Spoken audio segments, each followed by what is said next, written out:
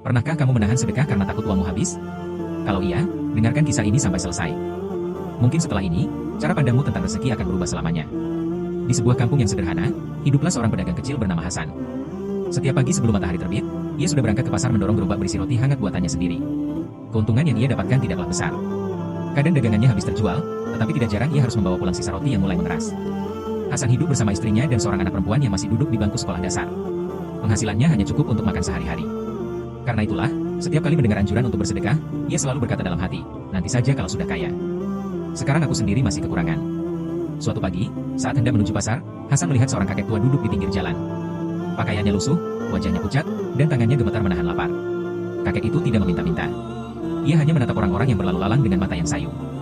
Hasan berhenti sejenak. Di dalam gerobaknya hanya ada beberapa roti yang harus dijual agar keluarganya bisa makan malam nanti.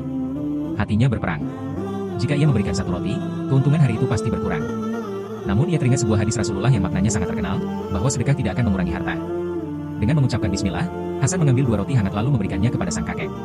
Kakek itu menerimanya dengan mata berkaca-kaca. Semoga Allah melapangkan rezekimu, nak, ucapnya lirih. Hasan hanya tersenyum lalu melanjutkan perjalanan ke pasar. Di sepanjang jalan ia sempat merasa khawatir. Ia menghitung-hitung dalam pikirannya, berapa uang yang tidak jadi ia dapatkan hari itu. Sesampainya di pasar, sesuatu yang tidak biasa terjadi. Seorang pemilik warung yang selama ini hanya membeli sedikit roti tiba-tiba menghampirinya. Aku sedang mendapat pesanan untuk sebuah acara besar. Apakah kamu sanggup membuat 200 roti setiap hari selama 1 bulan? Hasan terdiam. Ia hampir tidak percaya dengan apa yang didengarnya. Pesanan itu nilainya jauh lebih besar daripada penghasilannya selama beberapa bulan. Air matanya hampir jatuh. Ia langsung teringat kepada kakek yang ditemuinya pagi tadi. Sejak hari itu, usaha Hasan berkembang sedikit demi sedikit. Ia membeli peralatan baru, mempekerjakan beberapa tetangganya yang menganggur, dan akhirnya memiliki toko roti kecil yang ramai dikunjungi pelanggan. Yang lebih indah lagi, Hasan tidak pernah lagi menunggu kaya untuk bersedekah. Setiap pagi, ia selalu menyisihkan sebagian rotinya untuk orang-orang yang membutuhkan. Ketika ada anak yatim, ia membantu. Ketika ada musafir yang kelaparan, ia memberi makan.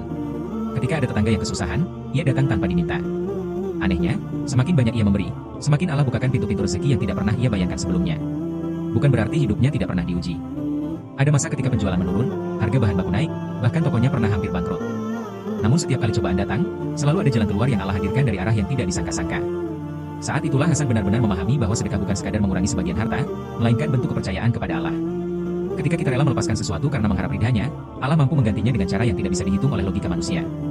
Allah berfirman bahwa apa saja yang kamu infakkan, maka Dia akan menggantinya, dan Dialah sebaik-baik pemberi rezeki. Karena itu, jangan pernah menunggu kaya untuk berbagi. Boleh jadi, justru sedekah yang kamu keluarkan hari ini menjadi jalan datangnya keberkahan yang selama ini kamu nantikan. Ingat, yang dinilai Allah bukanlah seberapa besar yang kita berikan, tetapi seberapa ikhlas hati kita saat memberi.